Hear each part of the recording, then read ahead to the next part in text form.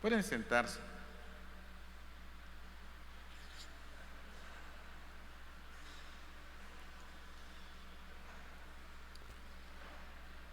Bueno, pues gracias a Dios porque estamos aquí. Muchos de ustedes me conocen y yo también tengo el gusto de conocerles, pero me da gusto y le doy muchas gracias a Dios por todos los que están, a los que conozco y a los que no, porque el Señor ciertamente los ha traído esta mañana a este lugar y deseamos que sea su palabra la que nos esté hablando en esta mañana, y siempre que alguien predique, que sea su palabra la que nos esté llegando al corazón. Bueno, vamos a hablar de cuando sigues a Jesús. Este es el título del mensaje, cuando sigues a Jesús. Jesús comenzó a tener seguidores desde que Juan el Bautista estaba ministrando en el río Jordán. La Biblia dice en Juan 1, 35 y 37, el siguiente día otra vez estaba Juan y 2 de sus discípulos, y mirando a Jesús que andaba por ahí, dijo: he aquí el Cordero de Dios. Le oyeron hablar los discípulos y siguieron a Jesús. Entonces nos damos cuenta que pasó algo ahí. Dijo Juan: he aquí el Cordero de Dios. Y oyeron a Juan y siguieron a Jesús. Me encantaría que oyeran hoy la palabra del Señor y no me siguieran a mí, que siguieran a Jesús, porque eso fue lo que hizo Juan. Él habló, los discípulos lo oyeron, pero siguieron a Jesús, y Juan estaba muy satisfecho de lo que había conseguido.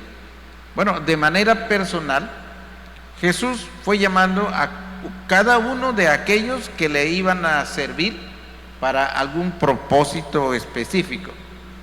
Es interesante observar las diversas experiencias que tuvieron esos hombres y mujeres que siguieron a Jesús. Estudiar las experiencias y circunstancias que rodearon las vidas de aquellos que siguieron a Jesús puede traer a nuestras propias vidas sabiduría, esperanza y fortaleza para interpretar, asimilar y sobrellevar las diversas experiencias y circunstancias que nos toca vivir en el contexto de lo que llamamos vida cristiana. Hay muchas cosas agradables y desagradables que jamás podríamos vivir fuera de la iglesia y fuera del reino de Dios. Cuando alguien se dispone a seguir a Jesús, inicia la más emocionante de todas las aventuras, y por eso es que vamos a meditar en eso. ¿Qué pasa cuando sigues a Jesús? Algunas personas que están fuera de la iglesia piensan que al venir a la iglesia, bueno, se hacen un concepto. Algunos piensan que van a estar muy aburridos, otros piensan que van a estar muy felices y que se van a acabar sus problemas. Y en fin, resulta que llegan a la iglesia y se encuentran algo que no se esperaban.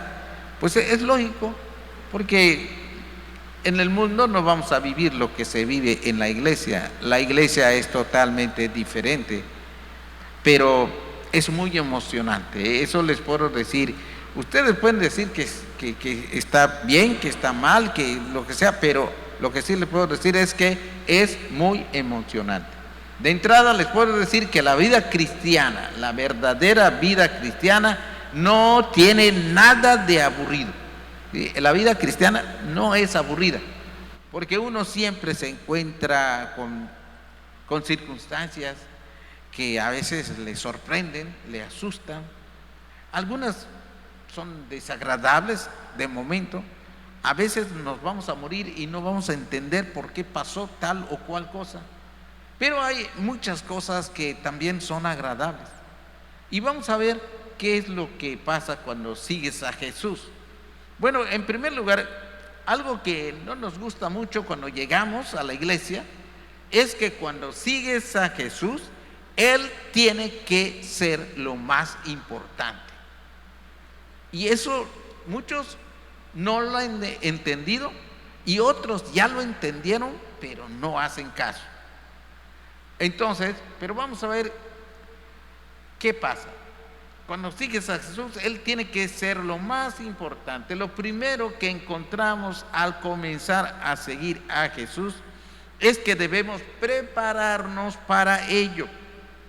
Muchos cristianos están atorados en su crecimiento espiritual porque comenzaron su vida cristiana sin ser confrontados con la verdad de que necesitaban una disposición previa.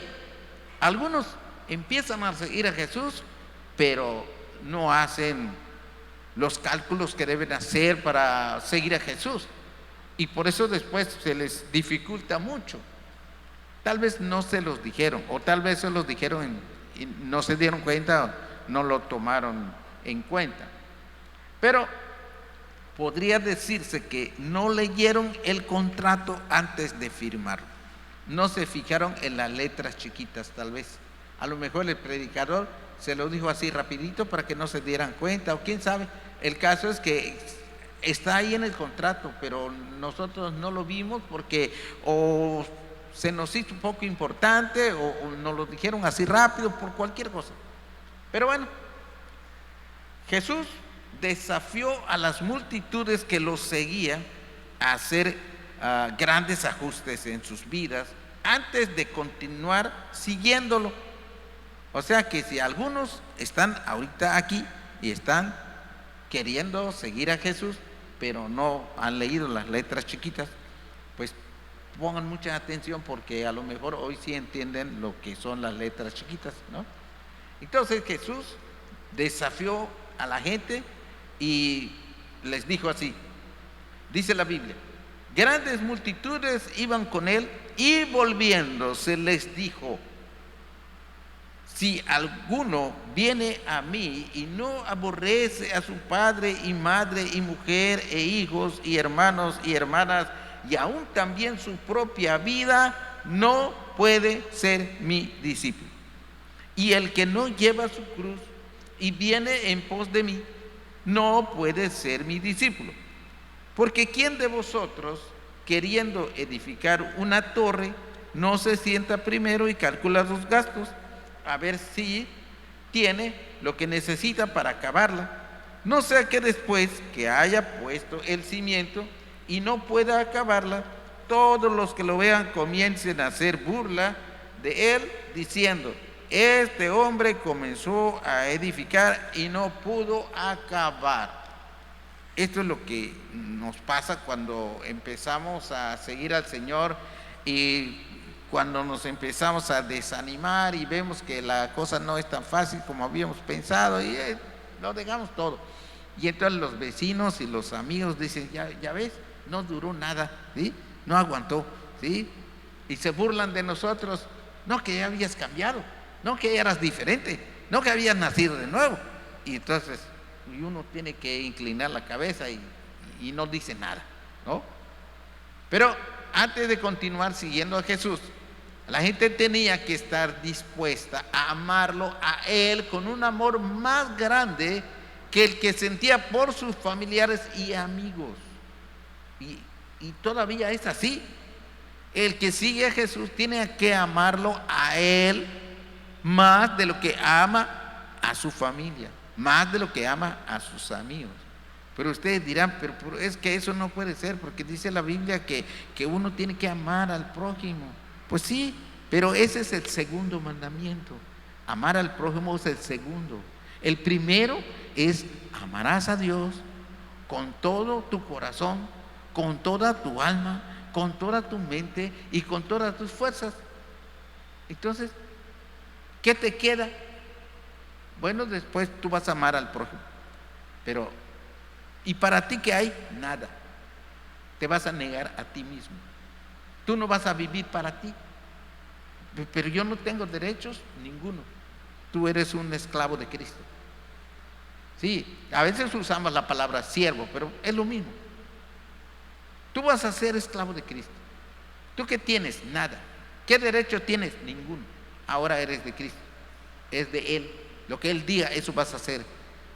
Y si Él dice que a Él lo debes amar más que a nadie, así lo tienes que hacer.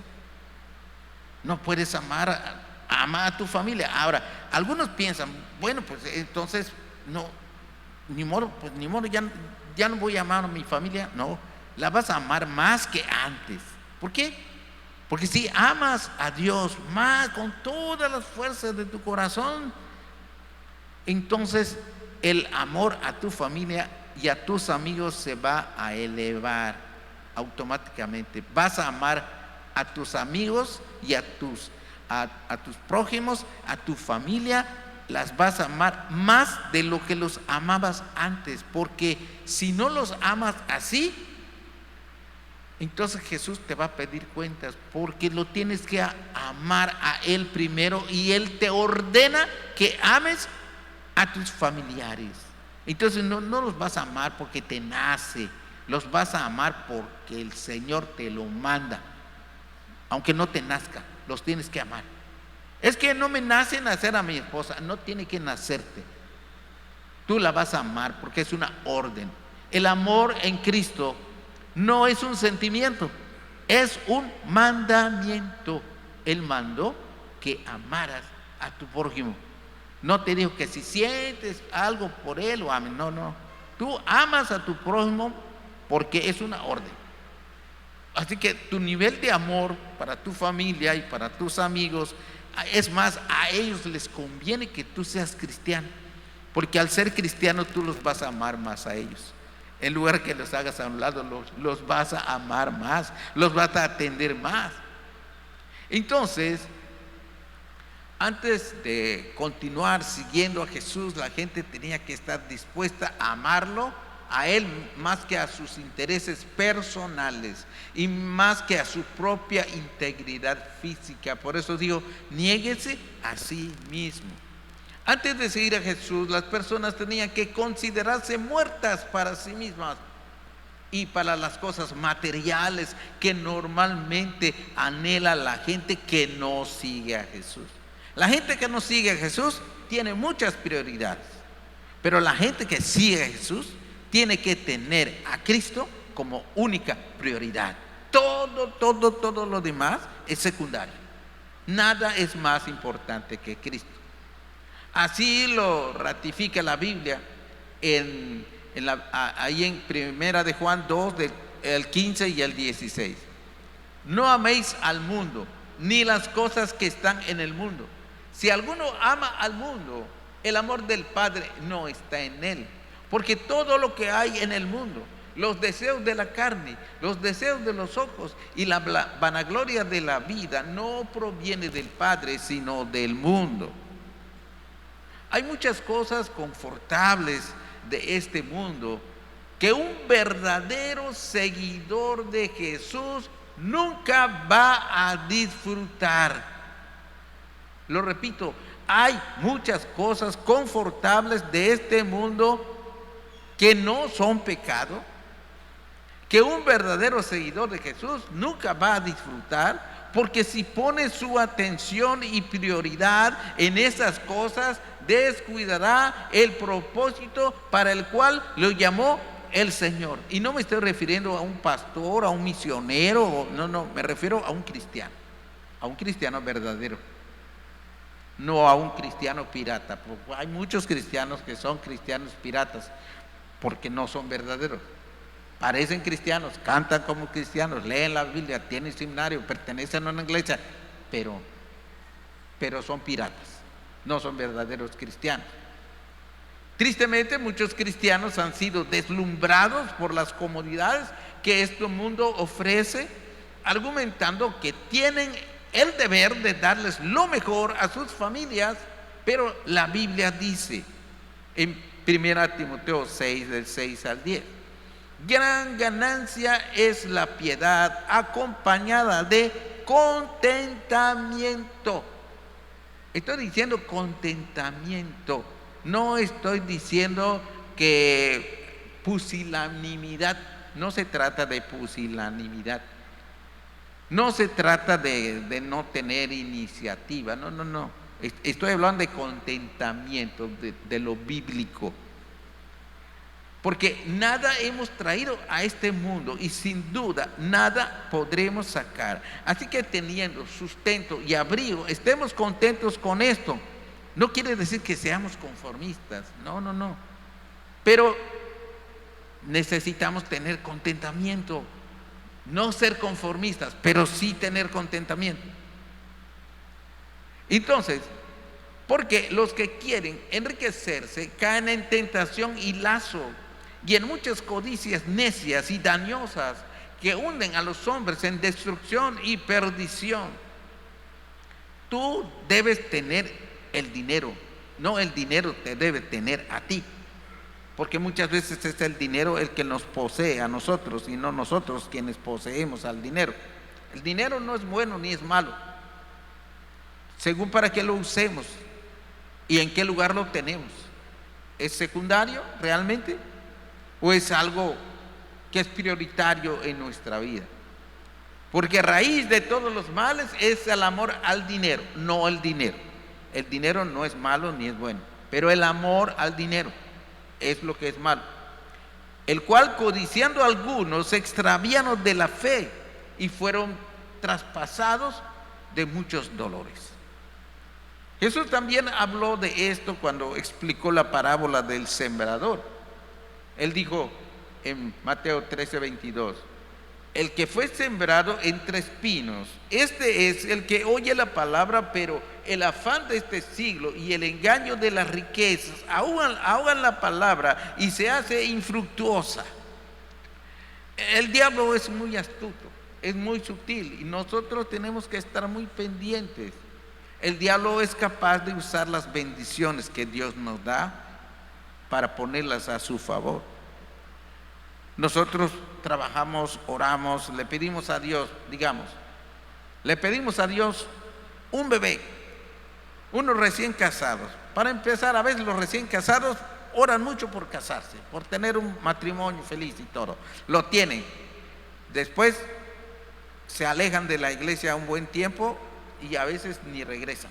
Hay quienes así lo hacen. A veces sí asisten a la iglesia porque quieren un bebé y están rogando por el bebé, pero luego el Señor les concede el bebé. Y porque tienen el bebé ya no vienen, porque pobrecito se va a enfermar, que tal si le pasa algo, y se alejan de la iglesia y no regresan. Entonces, Dios nos bendice, pero a veces nosotros convertimos la bendición que Él nos da en una maldición. Y Dios podría bendecirnos con dinero, porque el dinero también puede servir en la obra de Dios, pero nosotros no lo usamos para la gloria de Dios, sino que se vuelve nuestra prioridad y se vuelve nuestro Dios.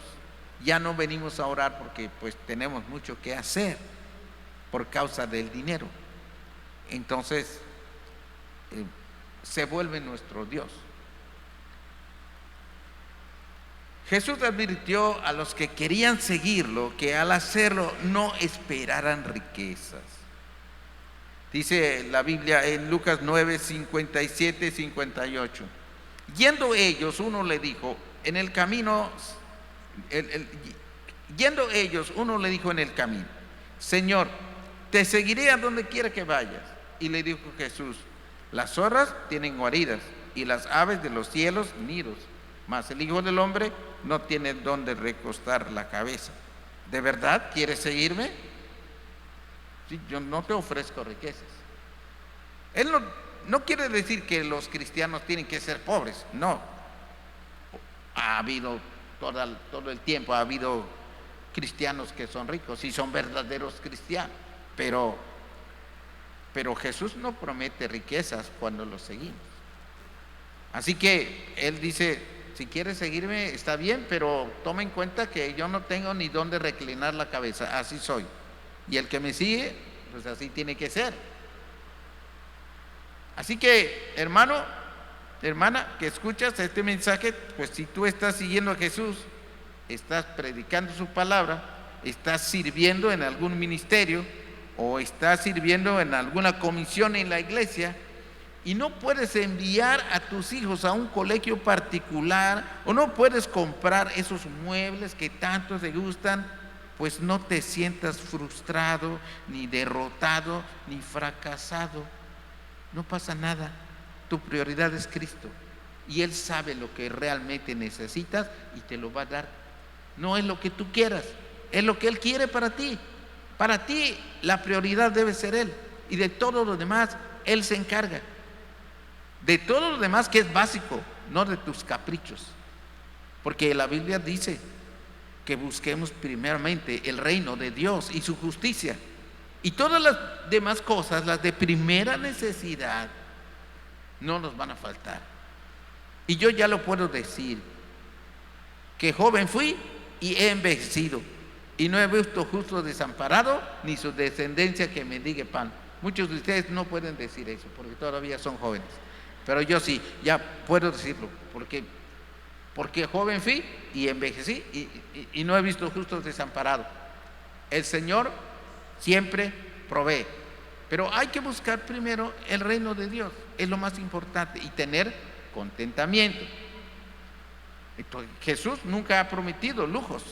Algunos prometen eso, pero eso no lo prometió Jesús. No dejes que la envidia contamine tu corazón al ver la prosperidad de otros hermanos, y menos cuando sean hermanos que por estar tan comprometidos con sus trabajos o negocios no vienen al culto de oración, no evangelizan, no discipulan a nadie porque están muy comprometidos con otras cosas. No tengas envidia de ellos, porque a veces como que nos da envidia ese hermano que no viene y no es fiel a Dios. Dios le da más a él y a mí no vendrá. No. Te estás contaminando con envidia si piensas así. No seas envidioso de eso, y menos cuando no vas a estar envidiando a los infieles. No envidies a nadie. De hambre no te vas a morir, porque tienes la promesa de Mateo 6:33 que ya mencioné. Recuerda lo que dice la palabra del Señor: a quienes de corazón le siguen, a ellos se los dice. Teniendo sustento y abrigo, lo estoy repitiendo porque es importante, estemos contentos con esto, porque los que quieren enriquecerse caen en tentación y lazo, y en tinieblas y en muchas codicias necias y dañosas que hunden a los hombres en destrucción y perdición. Conste, no estoy diciendo que los hermanos ricos son pecadores. No, a ellos si quieren ser esclavos de su dinero y de sus riquezas, porque a Cristo, algunos que lo siguieron y que estuvieron alrededor de él eran ricos, pero fueron de bendición para la obra. Pero estoy hablando de los que están envidiando a los ricos. No tenemos que envidiarlos. Los ricos también lloran, ¿no es cierto? Así que no hay que envidiarlos. Bueno, entonces, así que si realmente quieres seguir caminando detrás de Jesús, tienes que prepararte mental, emocional y espiritualmente, y necesitas negarte a ti mismo y tomar tu cruz cada día, declararte muerto a una vida común y corriente. Ahora, esto no significa que el discípulo de Cristo tiene que ser una persona de escasos recursos. Tampoco significa que el cristiano no deba estudiar o prepararse para tener mejores ingresos. No. Lo único que sí es que nada debe ser prioridad. Tú puedes hacer todo esto, pero no tengas a nada como prioridad. Tu prioridad es Cristo. Y todo lo que hagas, si te vas a superar, si quieres aprender más, si quieres destacar, si quieres ser presidente de la República, gloria a Dios, pero hazlo para la gloria de Dios, no para que tú seas más importante o más rico, es para que el nombre de Dios sea glorificado.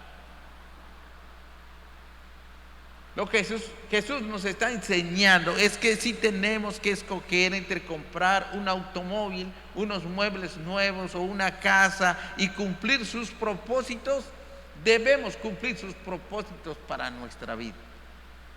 Esto significa que si enamoramos nos enamoramos de una persona que va a estorbar nuestra relación con Dios, mejor nos alejemos de esa persona, porque Cristo es prioridad siempre y sobre todas las cosas. Esto significa que cuando sigues a Jesús, Él tiene que ser lo más importante. Y en segundo lugar, cuando sigues a Jesús, eres reprendido por tus errores. Cuando sigues a Jesús. Seguir a Jesús no significa que ya eres una persona perfecta en toda la extensión de la palabra. Muchos cristianos bien intencionados cometemos grandes errores. Pedro amaba a Jesús, pero su amor era egoísta. Aparentemente estaba sirviendo a la causa, rogándole que no fuese a la cruz, pero fue reprendido porque su enfoque no estaba en los propósitos de Dios. Jesús necesitaba sufrir y morir en la cruz para agradar a su Padre y así cumplir el propósito para el cual fue enviado.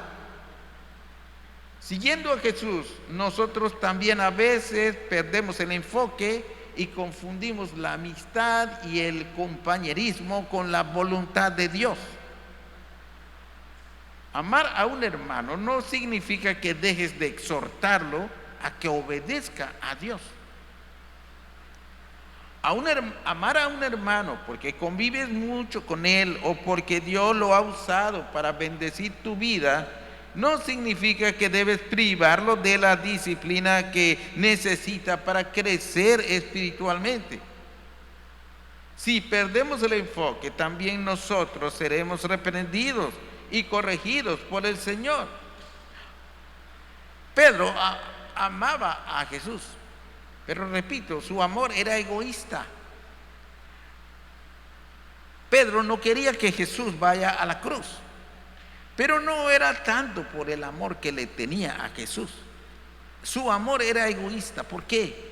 Porque no quería perder a su amigo, no quería dejar de convivir con él.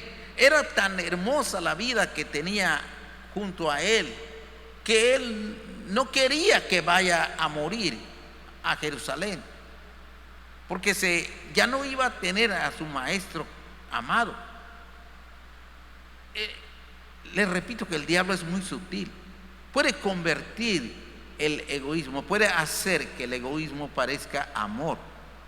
Y nosotros a veces caemos en esa trampa, porque amamos a alguien, no le decimos lo que dice la Biblia, no lo reprendemos. Y entonces Dios nos reprende a nosotros, porque nosotros, si de verdad lo amamos con el amor de Dios, debemos reprenderlo, debemos disciplinarlo, debemos ayudarlo para que camine en los caminos de Dios. No hay que confundirnos. Si perdemos el enfoque, también nosotros seremos reprendidos y corregidos por el Señor. Pero ahora veamos el otro lado de la moneda. Bueno, a veces cometemos el error de ser demasiado intolerantes. Vamos a dar un vistazo al caso de Juan y Jacobo, apóstoles del Señor. En la Biblia, ahí lo pueden leer en la Biblia. Dice ahí en Lucas 9, 52 al 56. Y envió mensajeros delante de él, los cuales fueron y entraron en una aldea de los samaritanos para hacerle preparativos, mas no les recibieron, porque su aspecto era como de ir a Jerusalén. Viendo esto, sus discípulos, Jacobo y Juan, dijeron: Señor, ¿quieres que mandemos que descienda fuego del cielo, como hizo Elías, y los consuma? Entonces, volviéndose él, los reprendió diciendo: vosotros no sabéis de qué espíritu sois, porque el Hijo del Hombre no ha venido para perder las almas de los hombres, sino para salvarlas. Y se fueron a otra aldea. Bueno, aquí estamos viendo a estos hermanos Boanerges, ¿no? El Señor los apodó Boanerges porque eran, ahora sí que de armas tomar, ¿no? Eran de un carácter muy tremendo, ¿no? Entonces, Estos hermanos tenían en alta estima a Jesús y no les pareció justo que aquellos samaritanos menospreciaran al Hijo de Dios, pero su intolerancia fue reprendida. Entonces nosotros tenemos que estudiar mucho la Biblia, porque pues no nos podemos ir ni para un lado ni para el otro. Tenemos que hacer exactamente lo que dice el Señor, porque si no nos va a reprender. Así como Jesús reprendió a Juan y Jacobo, también lo hará con nosotros por medio de la Biblia y del Espíritu Santo. Porque a veces también nosotros, con la buena intención de que no se menosprecie el nombre del Señor, somos intolerantes con otros hermanos que no tienen el mismo celo por el nombre de Dios. Y de repente nos andamos enojando. ¿Por qué son incumplidos? ¿Por qué no llegan a tiempo? ¿Por qué no vienen al culto? ¿Por qué no vienen a la oración? Estos hermanos y todo el trabajo que dejan aquí en la iglesia, todo lo tenemos que hacer un grupito de hermanos. Los demás no vienen, no cumplen. Y entonces el Señor a lo mejor nos va a reprender. Cálmate, la iglesia no es tuya, es mía. Yo voy a hacer cuentas con ellos. Tú haz lo que tienes que hacer y hazlo gozoso. Haz tu parte y hazlo contento. No te amargues la vida porque no vale la pena, ¿sí? Yo me voy a entender con ellos, tú tranquilo. Y el Señor nos va a reprender, porque tampoco debemos ser así. Y muchas veces nos fijamos de los errores de los demás, pero no nos fijamos de nuestros errores. Y vemos las faltas de los demás, pero no vemos las faltas nuestras. Y a veces vemos nuestras cualidades, pero no vemos las cualidades de los demás hermanos. Y todos en una iglesia de alguna manera sirven, aunque sea para calentar bancas, pero qué bueno que están para calentar bancas, porque si no, las bancas estarían frías, ¿no? Entonces, pues todos sirven para algo, por algo están aquí. Y todos son bendecidos, cada vez que vienen, son bendecidos. Bueno, también cuando no vienen, porque Dios está en todas partes, y si a Él les da la gana, pues Él los bendice también. Y yo no tengo que opinar nada, porque son del Señor, no son míos. Bueno, también tenemos en la Biblia el caso de Marta, la hermana de Lázaro y María. Y también está en la Biblia, ahí lo podemos leer. Dice Lucas 10, 38, 42. Aconteció que yendo de camino entró en una aldea, y una mujer llamada Marta le recibió en su casa. Esta tenía una hermana que se llamaba María, la cual, sentándose a los pies de Jesús, oía su palabra. Pero Marta se preocupaba con muchos quehaceres, y acercándose dijo: Señor, ¿no te da cuidado que mi hermana me deje servir sola? Dile pues que me ayude. Respondiendo Jesús le dijo: Marta, Marta, afanada y turbada estás con muchas cosas, pero solo una cosa es necesaria, y María ha escogido la buena parte, la cual no le será quitada. Y les vuelvo a decir, tenemos que orar mucho y que pedirle mucha sabiduría a Dios, porque a veces reprendemos lo que no debemos reprender y toleramos lo que no debemos tolerar, porque nos falta sabiduría. Cuando seguimos a Jesús, ser muy activo no significa ser muy santo. Es cierto que la Biblia nos exhorta a trabajar ardientemente en la obra de Dios, pero Él no se complace tanto en lo que hacemos, sino en lo que somos. Hay dos palabras que se parecen mucho, que son hacer y ser. ¿Sí? Hacer, ser. ¿Por qué? Porque Dios no se complace mucho en lo que hacemos, sino en lo que somos. ¿Por qué hacemos lo que hacemos? Tenemos que preguntarnos eso. ¿Por qué lo hacemos? ¿Es por vanagloria? ¿Es porque amamos de verdad al Señor? ¿Es que lo consideramos como un privilegio? ¿O lo consideramos como un deber? Entonces, a veces cuando leemos la parábola del hijo pródigo, decimos: ay, que el muchacho este que se fue, no como el otro que se quedó. No, el otro era igual, nada más que uno se fue y el otro no se fue, pero el otro también era igual.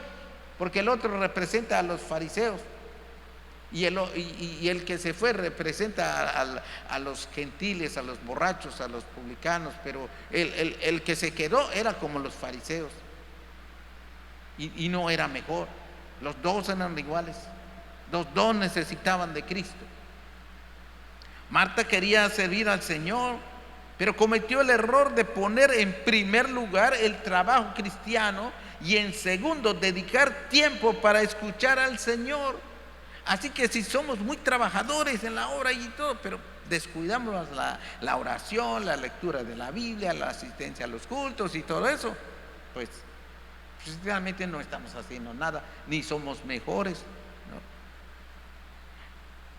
Marta quería servir al Señor, pero no lo logró. Si usted tiene una comisión o un ministerio en la iglesia, no use el tiempo de los cultos para hacer el trabajo que le corresponde. Eso es actuar como Marta. Va a haber una reunión y están metidos los hermanos ahí haciendo cosas. ¿Por qué no vienen a las 5 de la mañana y hacen todo eso? Y a la hora del culto están en el culto. No, es demasiado, ¿no? ¿Cómo va a ser? No. A la mera hora que se está haciendo el culto, están allá haciendo sus trabajos. Son más trabajadores que los que están en el culto.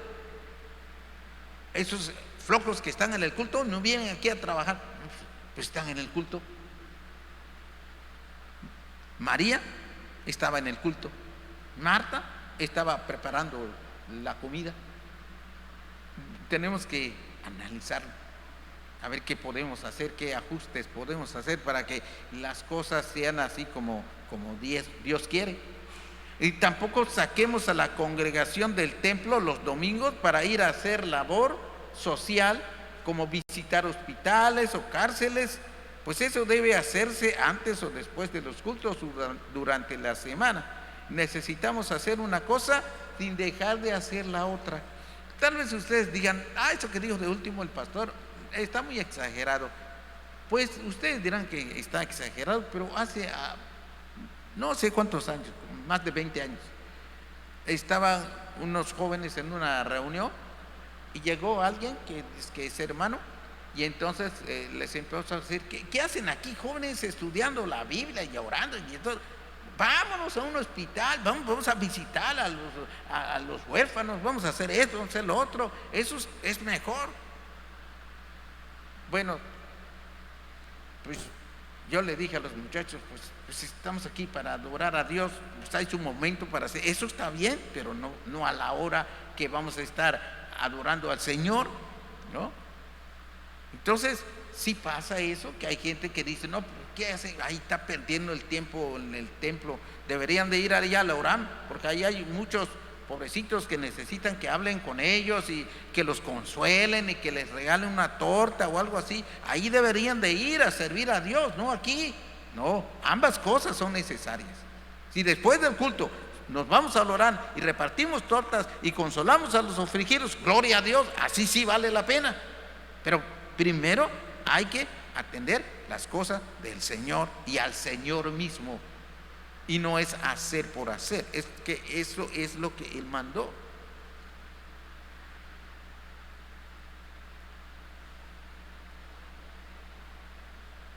Bueno, así que oremos para que Dios nos ayude a no cometer errores queriendo servir. Cuando sigues a Jesús, eres reprendido por tus errores. Y por último, cuando sigues a Jesús, puedes tener momentos de tensión. Vamos a repasar el pasaje donde Jesús reprendió a la tempestad. Y también está en la Biblia directamente, lo pueden ver en Mateo 8, de 23 al 27. La Biblia dice, entrando él en la barca, sus discípulos le siguieron. Y he aquí que se levantó en el mar una tempestad tan grande que las olas cubrían la barca, pero él dormía. Y vinieron sus discípulos y le despertaron, diciendo, Señor, Señor, sálvanos que perecemos. Él les dijo, ¿por qué teméis, hombres de poca fe? Entonces levantándose reprendió a los vientos y al mar, y se hizo grande bonanza. Y los hombres se maravillaron diciendo, ¿qué hombre es este que aún a los vientos y al mar le obedecen? El versículo 23 dice, y entrando él en la barca, sus discípulos le siguieron. Bueno, cuando ellos subieron a la barca, no sabían lo que les esperaba. Igual que nosotros, cuando recibimos a Cristo, no sabemos lo que nos espera.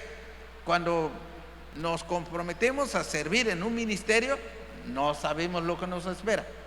En fin, cuando hacemos un compromiso con Cristo, es como cuando ellos se subieron a la barca. El Señor bien que sabía lo que iba a pasar, pero ellos no lo sabían. Así que se subieron a la barca muy contentos, estamos con el Señor, vámonos, ¿no? Y vamos a pasear a otro lado, pero no sabían lo que les esperaba. Igual nos pasa a nosotros. Cuando quedamos al frente de un ministerio o de un proyecto, pues no sabemos qué es lo que nos espera. Pues no debemos olvidar que embarcarnos con Jesús significa hacernos enemigos del diablo. Así que ellos se subieron a la barca muy felices, pero el diablo estaba viendo qué estaban haciendo y el diablo estaba preparando algo para asustarlos. Entonces, el diablo está ahí acechando a ver qué estamos haciendo. Es interesante notar que al desembarcar se encontraron con unos endemoniados. O sea, como que el diablo quería asustarlos, ¿no? Desde ahí, parece que Satanás no quería que Jesús llegara a la tierra de los Gadarenos, donde estaban unos endemoniados. Y Satanás sabía lo que Jesús iba a hacer con esos endemoniados. Y quiso entorpecer la obra del Señor, estorbándolo para que no llegue. Pero les decía hace un rato a los hermanos de la iglesia que el diablo está como caminando sobre arenas movedizas. Cada movimiento que hace se hunde más, ¿no? Cada cosa que hace el diablo le sale mal, le va a salir mal, porque así está escrito. Pero él hace cosas que pues él no piensa, no tiene la sabiduría de Dios. Él es muy inteligente, muy sutil, y nosotros no nos debemos meter con él, porque él es más poderoso que nosotros, pero no más poderoso que Dios. Así que él hizo algo para asustar a los discípulos. Entonces el diablo siempre procurará asustarnos para que no cumplamos con los propósitos de Dios. Pero debemos recordar que el diablo está vencido. Y a veces en nuestra vida cristiana, en nuestro ministerio, en cualquier cosa que nosotros queremos hacer para Cristo, el diablo nos estorba. Por eso nada de lo que hagamos como para el Señor, lo hagamos en nuestras fuerzas. Siempre tiene que ir acompañado de oración, de Biblia, de estar seguros que Dios está con nosotros. Porque no va a ser en nuestras fuerzas, va a ser en las fuerzas del Señor. Y en su nombre haremos proezas, eso dice la Biblia. Así que vamos, pero en el nombre del Señor. Que nadie diga, yo puedo, yo ya lo hice la otra vez, lo puedo volver a hacer. No, tú no eres Dios. Eso de que lo hizo una vez y lo puede hacer otra vez, lo dice un corito, pero eso lo dice de Dios. Dios sí lo hizo una vez y lo puede hacer otra vez, pero tú no. Tú tienes que depender siempre de Dios. No vas a contar con tu experiencia. Sin embargo, como humanos que somos, a veces pasamos por momentos de tensión, como aquellos discípulos que fueron aterrados a despertar a Jesús, que dormía plácidamente. Jesús estaba durmiendo y la tormenta estaba en todo su apogeo y la barca ya mero se hundía y ellos temblando porque todo parecía indicar que se iban para abajo. Y el Señor estaba ahí durmiendo. Cuando seguimos a Jesús, a veces pasamos por momentos de angustia, de aflicción, de miedo y a veces hasta de terror. Eso pasa cuando andamos con Jesús. Pero lo maravilloso es que contamos con Él. Contamos con Él. Él siempre está en nuestra barca. Y aunque nos parezca que está dormido, Él no nos descuida en ningún momento. Él está dormido, pues porque Él es Dios, ¿sí? Bueno, estaba dormido, ahora ya no duerme, ¿sí? Porque no lo necesita. En aquel tiempo lo necesitaba. Así que ahora, pues más que antes, ya no duerme. Así que siempre está despierto en todo momento. Él es el buen pastor que dio su vida por nosotros. Es necesario que los que seguimos a Cristo seamos probados, pero cada vez que somos probados con momentos de tensión o de angustia, nuestra fe se fortalece. Cada vez que somos probados, nuestra fe se fortalece, se fortalece. Es a través de los sufrimientos, de las cosas que nos están sucediendo, de esos momentos de tensión, que vamos adquiriendo madurez. Ahora, vamos a notar esto que es muy interesante. Solamente los discípulos que estaban en la barca sufrieron esos horribles momentos en los que se sentían que ellos iban a morir. Solo esos que estaban allá en la barca lo sufrieron. Pero solo los discípulos que estaban en la barca tuvieron el privilegio de ver a Jesús reprendiendo a la tormenta. Seguramente que ellos llegaron y lo empezaron a contar, y los otros discípulos: oye, nosotros no lo vimos, ¿de veras reprendió a la tempestad? Sí, sí lo hizo. ¿Cómo me hubiera gustado verlo? Pues sí, pero iba a sufrir también, como sufrieron los otros. Así que cuando sufrimos, somos privilegiados, porque nosotros vamos a ver la mano de Dios obrando en cualquier circunstancia, de una o de otra manera. El Señor siempre va a orar. No siempre va a hacer lo que le estamos pidiendo, pero Él siempre va a orar y siempre va a estar con nosotros, porque Él ha prometido que su gracia nunca, nunca, en ningún momento nos va a faltar. En los momentos más terribles de nuestra vida, en las experiencias más difíciles que tengamos, el Señor nos va a asistir con su gracia. Así que aunque haya momentos de tensión, no debemos temer. Por lo tanto, cuando sigues a Jesús, puedes tener momentos de tensión, pero esos difíciles momentos te permitirán ver la mano poderosa de Dios. Vamos a concluir. Hay muchas más experiencias y circunstancias que se viven cuando se sigue a Jesús. Realmente seguir a Jesús no tiene nada de aburrido. Si tú todavía no eres un seguidor de Jesús, hoy mismo puedes comenzar. Pero no lo hagas sin antes tomar en cuenta esto que hemos meditado hoy. Cuando sigues a Jesús, Él tiene que ser lo más importante. Número uno, Jesús dijo: si alguno viene a mí y no aborrece a su padre y madre y mujer e hijos y hermanos y hermanas, y aún también su propia vida, no puede ser mi discípulo. En segundo lugar, cuando sigues a Jesús, eres reprendido por tus errores. El compañerismo genuino, el celo por el nombre de Dios y las buenas obras tienen que estar en perfecto equilibrio con nuestra vida devocional. De lo contrario, no agradamos a Dios, porque Él está más interesado en lo que somos y no en lo que hacemos. Y en tercer y último lugar, cuando sigues a Jesús, puedes tener momentos de tensión. Cuando seguimos a Jesús, a veces pasamos por momentos de angustia, de aflicción, de miedo y hasta de terror. Es necesario que los que seguimos a Cristo seamos probados, pero cada vez que somos probados con momentos de tensión o de angustia, nuestra fe se fortalece. Así que, hermanos, ánimo. Los que están siguiendo a Jesús, vamos a seguirlo, ¿sí? Los que no, pues que se animen. A pesar de que se ve que está algo difícil, pero es hermoso y es emocionante. Que Dios les bendiga.